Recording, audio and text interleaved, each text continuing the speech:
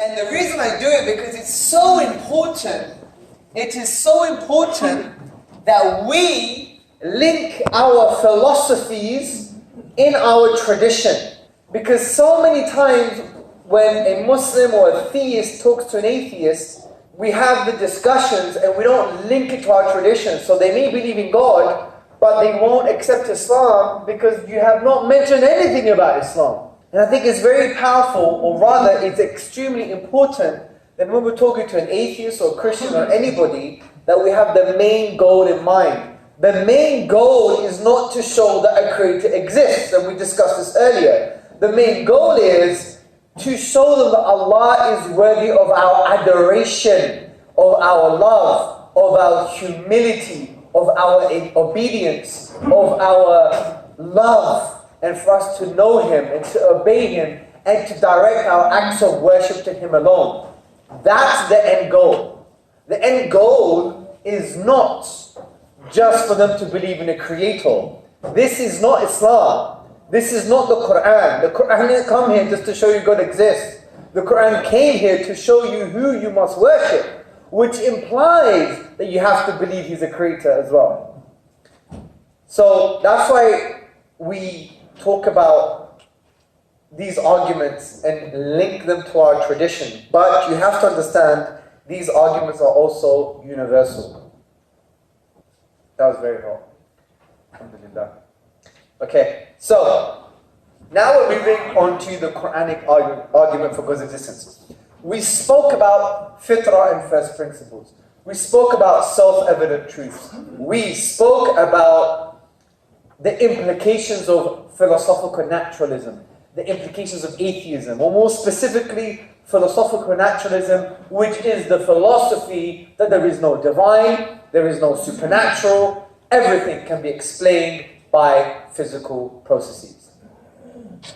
Now we have a positive argument for God's existence. Now we've gone through the necessary and important stages and concepts and sessions in order for us to really truly understand the context of the positive arguments we're going to address in the next few days.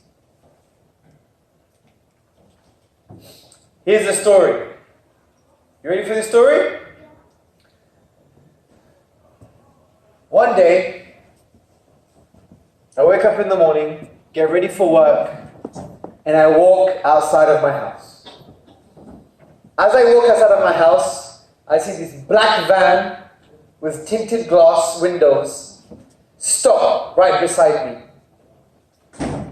I see all of these men with balaclavas jump out of the van. They put a black hood over me and they throw me in the back of the van. They handcuff me and tie my legs. After a few hours, they stop. But before they stop, they sedate me and I fall asleep. Once they stop, something happens. I don't recall because I'm asleep, sedated. But now I wake up and I'm in the middle of a room. It has stony walls, a stony ceiling, a stony floor. There are no windows, no doors, no entrances, no exits, no cracks, no holes, no gaps, nothing. It's as pure stone. And I'm thinking to myself, what the hell is going on? I pinch myself. Am I dreaming? I'm not dreaming. So I'm trying to get out of it. I'm trying to find out how I got into. I spend hours. And then I get really tired and fall back asleep.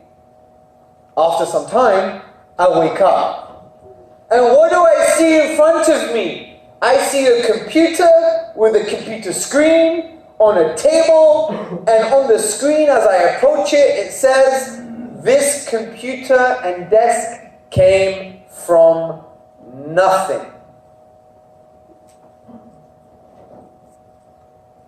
What should I conclude in this context? Should I actually believe the computer and the desk came from nothing? Or do I believe there must be some kind of causal explanation? There must be some kind of prior causal activity that was responsible for the computer and the desk to be in the room. Correct? Exactly. This little thought experiment is a summary of the Quranic argument for God's existence.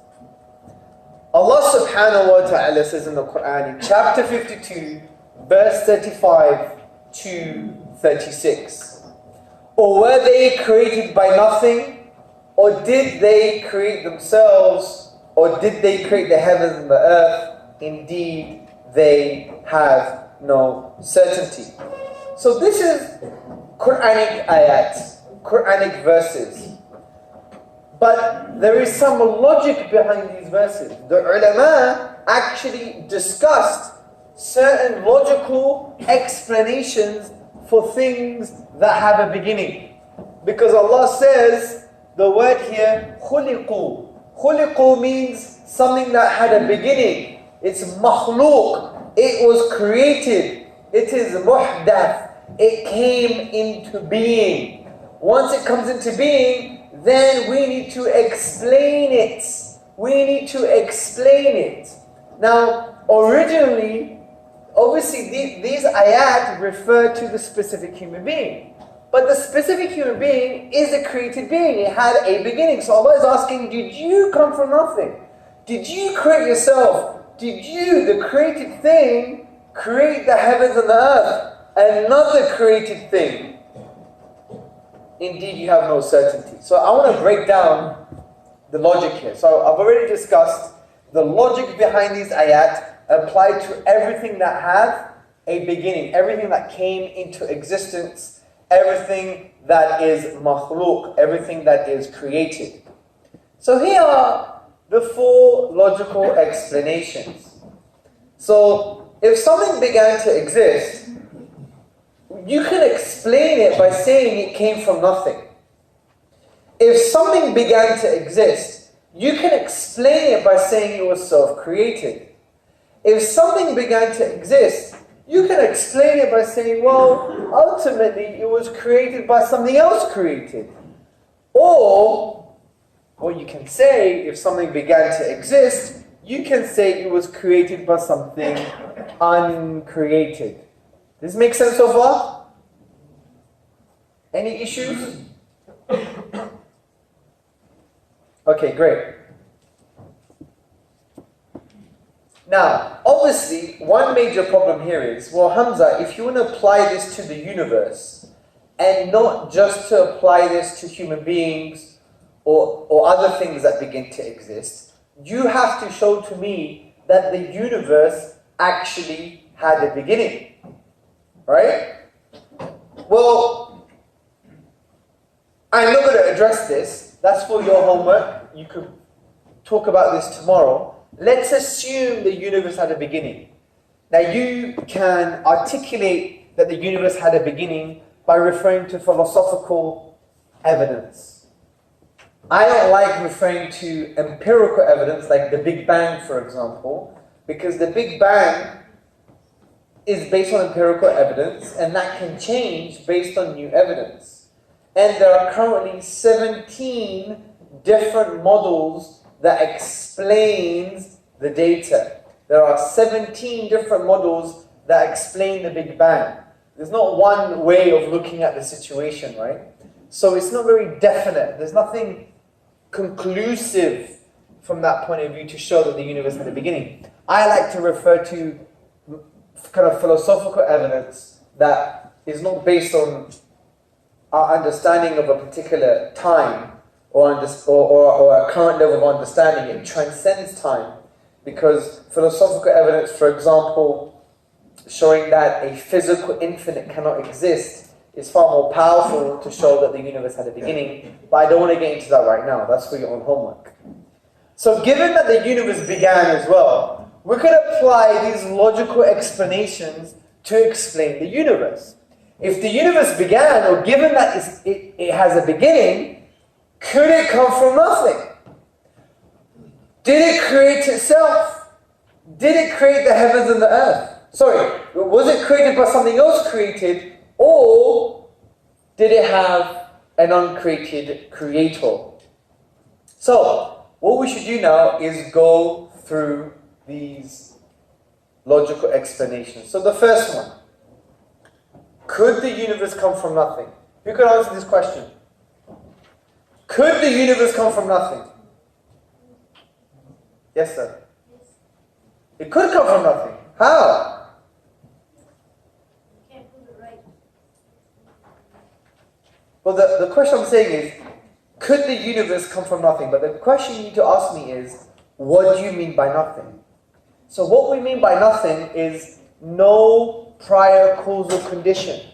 What we mean by nothing is the absence of something.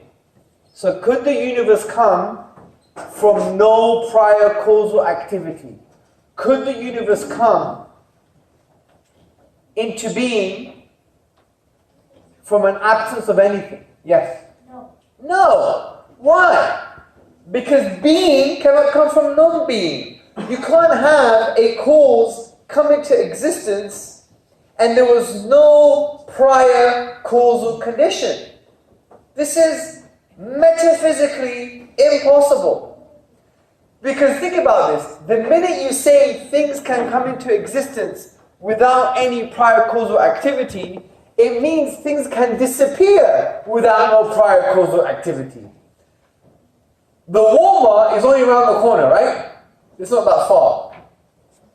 Imagine you walk past the Walmart and you see the Walmart on your left, and then you just turn around, and as you turn around, it disappears. If you could claim that something could come from nothing, that something can come from no prior causal activity, then you shouldn't be shocked that a Walmart would disappear for no reason at all. Yeah? Also, we need to understand something here, where, you know when people say, oh yeah, the universe has come from nothing. This means that they should be satisfied with any ridiculous explanation for things that happen to them. For example, if someone says, yeah, the universe has come from nothing, and then you punch them right in the face, how did that happen? It came from nothing, right? If you could claim that for the entire cosmos, then what's a punch? Yeah?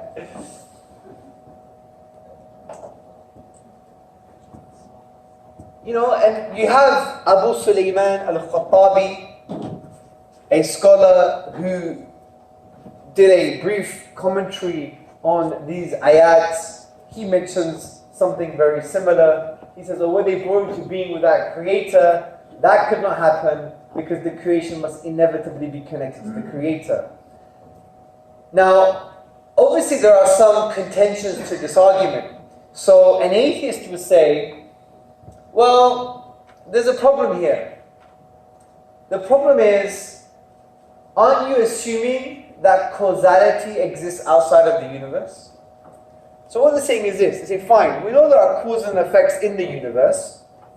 Things happen, and before they happen, there is some kind of causal activity, right? So you have causes in the universe, things come into existence in this universe, and in this universe, when things come into existence, they have prior causal activity. There's some kind of prior causal activity. There is some prior reason, if you like, for those causes coming into existence. But one of the arguments is, and this was an argument from David Hume and Bertrand Russell, Western philosophers. They were basically arguing that, well, this idea only makes sense within the universe, but maybe outside of the universe, causality doesn't apply. It doesn't make any sense. Who could address this objection? Okay, who could address this objection for $1,000? That changes the dynamic, doesn't it? Yes, yes. I think the reason there why it doesn't make sense is because why do they think there's something outside the universe first, and then second, why do they think outside the universe rules are different? Okay, good. That's good. So you reversed it back on them. You're saying, look, why do you think outside the universe the rules are different? How do you think they would respond? So I want you to go on this journey with me, yeah? So you're right. You're questioning something that is very true. Why do you think the rules are different outside of the universe, right? How do you think they would respond? I want everyone to listen because you're going through this journey to understand this concept. So if I told them that, you can't think about the universe, what's outside the universe because you're not seeing it, they'll say, well, what have you seen? And they're going to question my ability to observe and ask me, what makes me believe that they are wrong? Well, they would say to you, so take David Hume. He would say to you, sir, the reason I'm saying that causality can't apply outside of the universe is because the only reason we know about causality is because we experience things within the universe. It's an empirical principle. That's what they would say. Our response is, fine, it's an empirical principle, but we say, no, it's not an empirical principle, it's a metaphysical principle. This principle applies in any universe, in any experience. So you have to understand where they're coming from. They usually use this argument to say, well, you can't say nothing about outside of the universe because causality only makes sense within the universe because we derive the understanding of causality from our experience. But we would turn the tables and say, no, that's not true. You need to have causality first before you understand any experiences. Because it's causality that allows you to understand your experiences. It's not the other way around. So what we would argue is, causality is not an empirical principle. It's not derived from our experiences. Rather, causality is a metaphysical principle, a first principle that we need to put on our lenses in order to understand our experiences in the first place. So that's how you would respond to that type of argument. That, well, you've misunderstood what causality is, how it's understood and derived. You think it's derived from experience. It's not. You need it before you have experience. So let me give you a thought experiment as simple as possible, which I do appreciate sometimes they're not very simple. Let me give you a thought experiment to prove this point. Right here. I'm on the stage at the moment, and I can walk down towards you. As I'm walking down towards you, you can see my front before you see my back, correct? Correct? Good. Now if I stay still here, you can see me, you can see the stage, you can see the ceiling, you can see the computer screen. You can choose to order and reorder your perception. You can see the stage first, then see me, then see the ceiling. Or you could say, I'm going to see the ceiling first, then the stage, then Hamza, right? So you know, in this situation, you can order and reorder your perceptions. So far, so good? So in the first scenario, me coming down, you can't order or reorder your perceptions because you can only see my front before you see my back, correct? In the second scenario, you can choose where to look at first and you can reverse that order of perception, correct? So here's the point. The reason we know when we can order and when we can't order our perceptions is because of the concept of causality.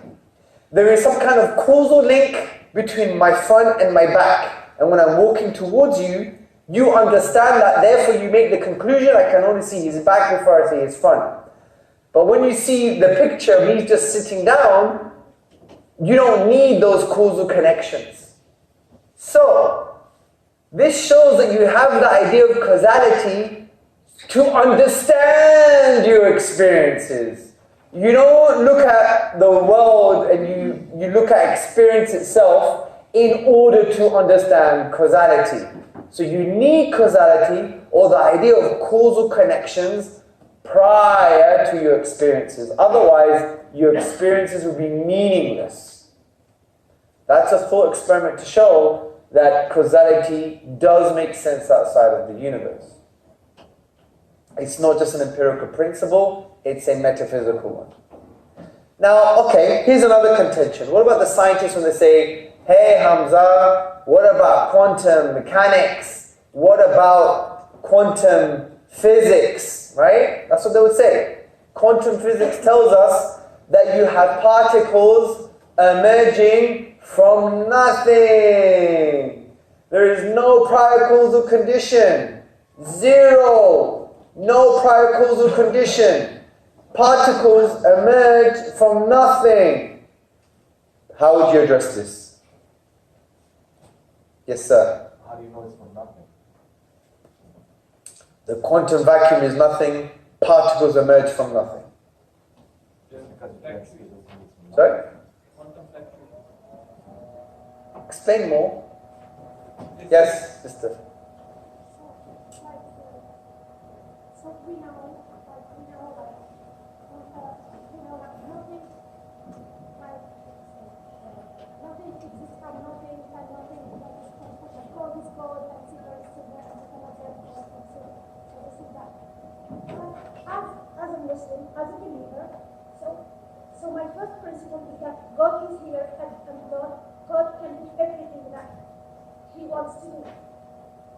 So if God decides to create something, He will do it. So for me, that's the first principle. So I don't question how or does it came from something or how it came.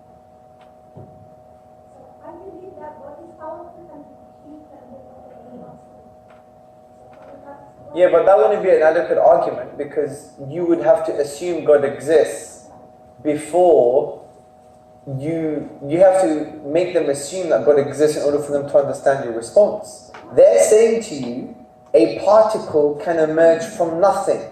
If that's the case, then if it's the case for a particle, it could be the case for the universe. So they would say to you, therefore the universe doesn't require a creator, because if a particle comes from nothing, so can the universe. So you need to respond to that. How do we respond to the accusation that particles come from a quantum vacuum and therefore things can come from nothing? What do you have to do to dismantle that false, misplaced contention? So I will tell you, how can you prove me that things exist from nothing? So do it. Yes, well they just did. They said a particle came from the quantum vacuum. There you go. So please prove it to me. Just look at it. How? Well, say hypothetically the scientists have seen particles emerge from quantum vacuum. They have, yeah? So they would say to you, see, something comes from nothing. What would you say? I don't see. Yes, sister. Isn't the creation of a particle still something? The particle is something, but they're saying this something comes from nothing. But the creation of it is something. So how the particle was created, the energy or however it existed, that's something. Good, that's very good. So, she went straight to the premise. It's not the case that a particle came from nothing, because what does nothing mean? Absence of anything, no prior causal conditions. But the quantum vacuum is something. It's not nothing. It is a sea of fluctuating energy. It has a rich structure. That's the point. So you just say to them, well, you've misunderstood what nothing is, and you've misunderstood the quantum vacuum, because the quantum vacuum is still something physical. So it's something coming from something. Ahsan. Brilliant. Now, we've dealt with that. And this is why the slide deals with this issue. Okay, what about this one?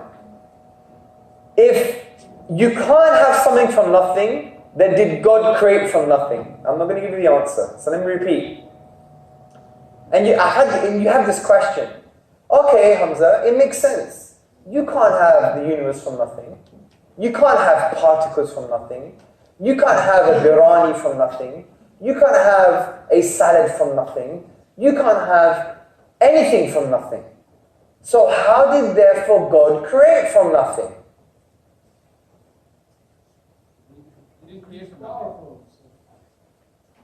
He is the creator. He can do anything. It says in the Quran, like, many examples. He didn't create from nothing. But you can't have your cake and eat it. That means you presume the idea of God in order for your argument to work. You're saying atheism is false because things can't come from nothing. Oh, but the universe can because God could do it. That's a false argument. Yeah. But God, the creator, is the causal. Yes! Remember, words are vehicles to meaning. Words are vehicles to meaning. When we say nothing, kun fayakun, it doesn't mean Allah created from nothing as if there was an absence of anything. Because Allah was there. He always existed. The prior causal condition was Allah's qudra and irada. It was His power and His will. So it's about understanding what we mean by nothing in this context. Theologically, when we say Allah created from nothing, we mean there was nothing there and Allah created the universe, right? But it doesn't mean there was nothing, meaning nothing was there, including no Allah. Yeah? We don't mean that. So it's not the case of the universe coming to existence from nothing, because the thing that made the universe come into being was Allah's will and power. So it's about understanding what we mean by nothing in that particular context. So, as we read here, I can't even read from there. Something coming from nothing is impossible. Nothing implies non-being, no potential, no causal conditions. However, Allah had the potential to create and bring things into existence via His will and power. Therefore, it is not the case of something coming from nothing. Allah's will and power was that thing, if you like, that brought the universe into existence. So we shouldn't confuse the theological understanding of kun fayakun and whoa,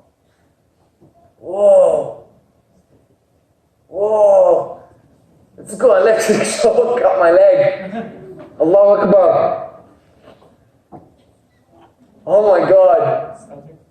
That was more than static, that's for sure. Yeah. Alhamdulillah.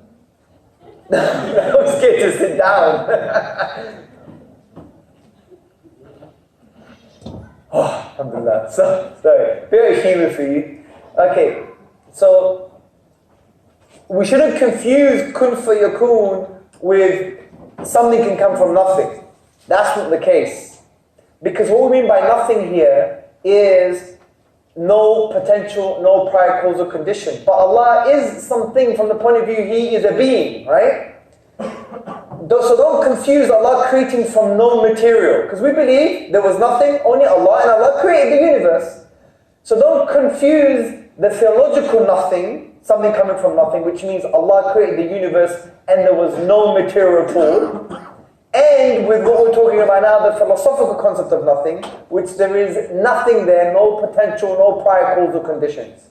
So sometimes this question gets confusing for us because we mix the two notions together. Don't mix them up. Say it's true, you can't have something coming from nothing because you need some kind of prior causal condition. Allah's will and power is the prior causal condition. However, in our Islamic theology, we believe Allah created from nothing from the point of view that there was nothing physical there. But Allah's power and will was there to create the universe. So Allah was the prior cause to bring the universe into existence. So this contention is a misplaced contention.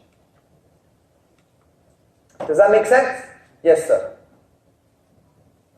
So what you're saying, I guess, I know this topic, but you're only answering for the people who believe in the Big Bang Theory? No. Or is that not true? If you believe the universe had a beginning, this argument follows. Big Bang is irrelevant here.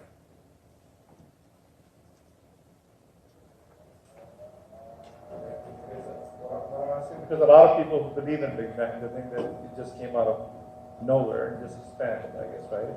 And that's just a theory.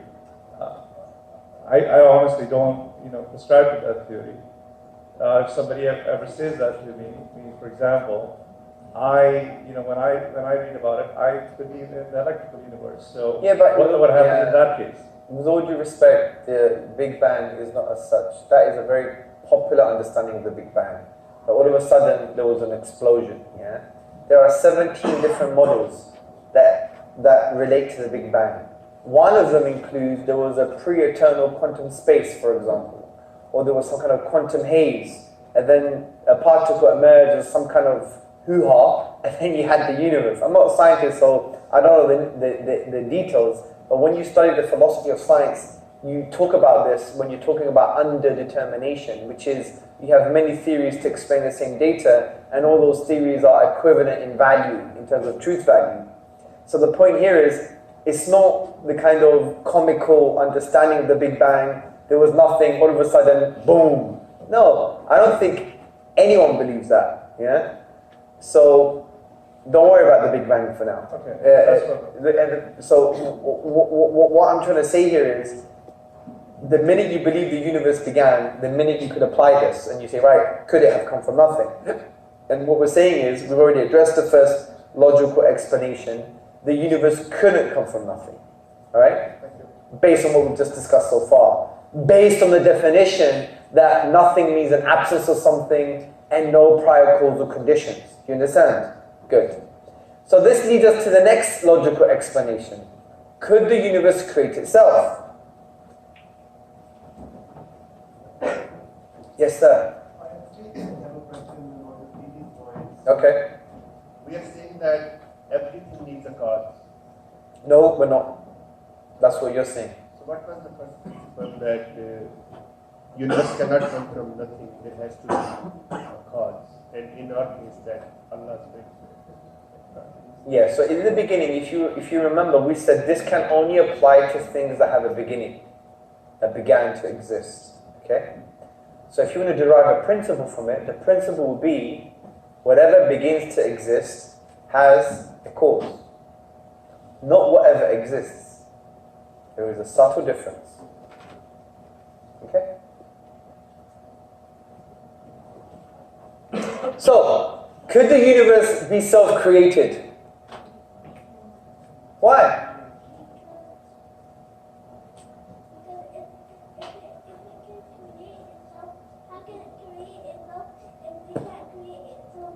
It doesn't even have hands. Yes. It can't create itself because how it was created, it was by Allah. And Allah was uncreated. Allahu Akbar! Preach, brother, preach! He can do anything he wants. Absolutely. But the stuff that are not him can't do whatever they want. Yeah, so you can't have all the sweets you want. Yeah, but like the stuff that you can do it, you can do it. Yeah. But the stuff that you can't do it, Allah can do it. Absolutely. Because you can't make the earth and you were even created by someone. Yes. So That's why you're not created. Because if you're not created, you need to be created. But because Allah is uncreated, He's our God, He can do anything He wants to do. Yes. This is our next answer anyway. May Allah bless you. So, in a nutshell, what our beloved professor is saying, that you can't have self-creation. Because think about it. Can your mother give birth to herself? Exactly. Because for something to be self-created, it means it was once not in existence because it was created. But for it to be self-created, it means it was in existence before it wasn't in existence to therefore come into existence. which is a paradox, right? Exactly.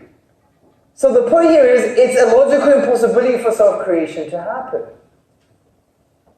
Because if something's self-created, it means it existed and didn't exist at the same time. How can that be the case? Can I exist and not exist at the same time? Maybe with lots of dhikr. I'm only kidding, yeah? But you can't, this can't happen, right? By the way, apologies for my British humor. We understand that North Americans are about at least 1,000 years behind us concerning humor, and you will catch up. Yeah. No? That was another joke then, no? Okay. Just laugh at me, it's fine. Don't laugh at my jokes. So, do you get that point? This is the easiest one to understand. Self-creation is impossible. It implies that something exists and not exists at the same time. Okay, take the universe as an example. If you say the universe created itself, it means it once wasn't there to be there. But for self-creation to be possible, it had to be there before it was there in order for it to be there, for it to come into existence. Just is logically impossible, right? And that's why Al-Khattabi, he makes a really interesting point. He says, well, how can you give an attribute of power to the universe before it existed? Because in order for the universe to create itself, it must have had power before it existed, which is impossible.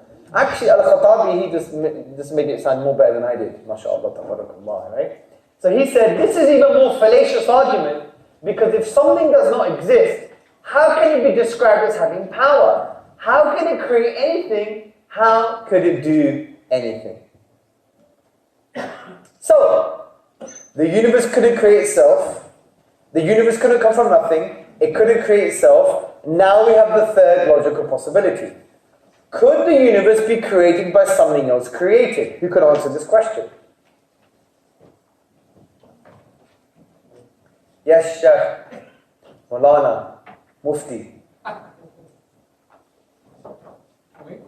No, I'm talking about the bearded brother, mashallah. The bigger bearded brother, mashallah. I think this argument is like I've heard this argument before where someone said, well, if Allah created the universe, then Allah couldn't create another Allah. And that's basically a logical fallacy in itself. That's not the situation here. Well, it's very similar, but the concept here is, well, we have a universe that's created, fair enough. It's finite, it came into existence. That can be explained by something else that is finite and is created. Is that an ultimate explanation for this universe? No, because if something was created by something else created, it's going to keep on going and going and going and going. Damn right, bro! A created B and B created C and C created D, and then it's all going to keep on. It's never going to stop. So what are you supposed to worship?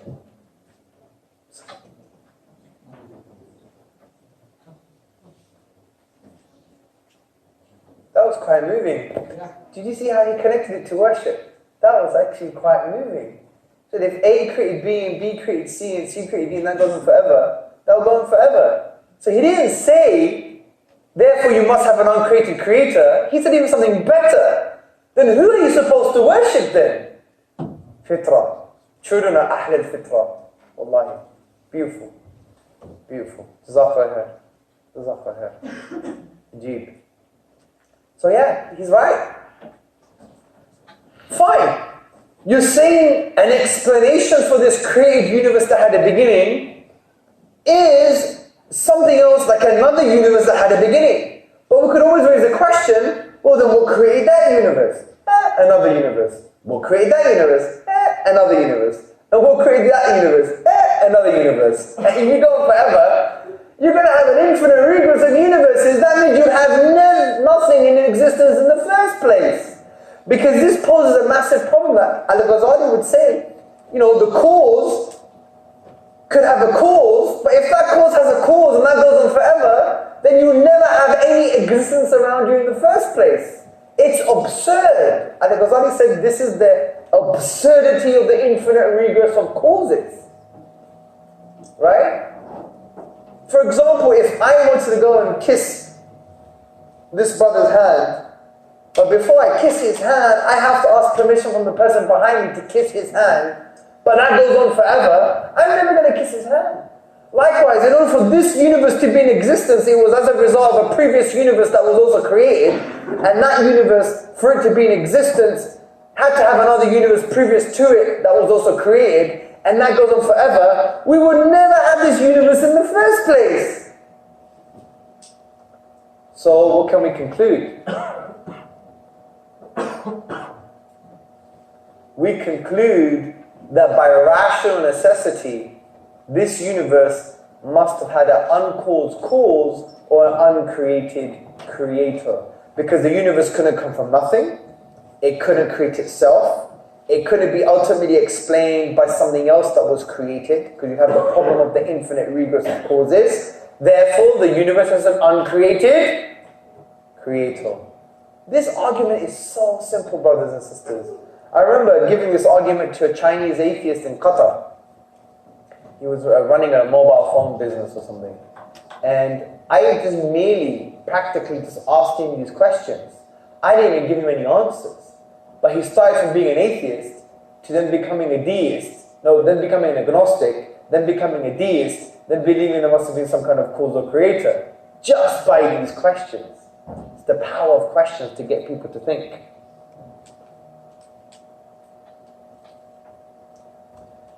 And we have in Aqidah books that we believe Allah is eternal.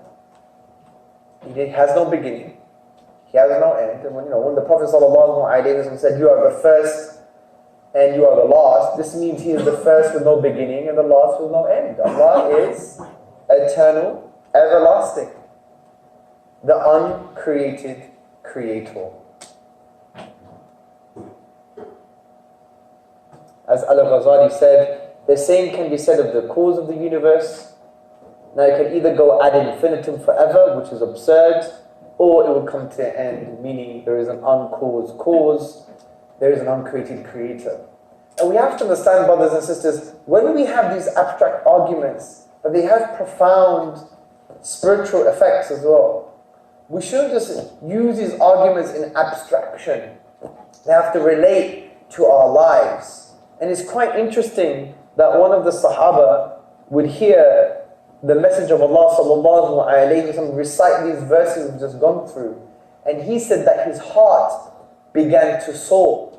Abu Sulaiman al-Khattabi, he mentions, actually al-Bayhaqi quotes him, and he mentions that his heart began to soar because he understood the implications of it.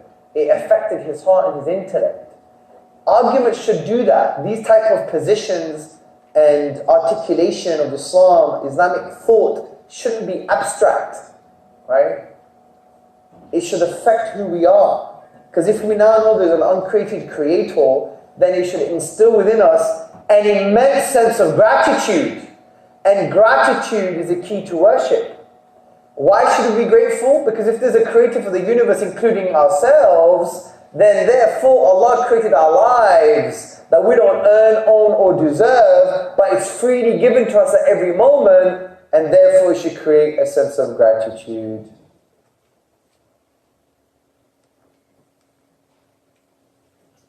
Any questions?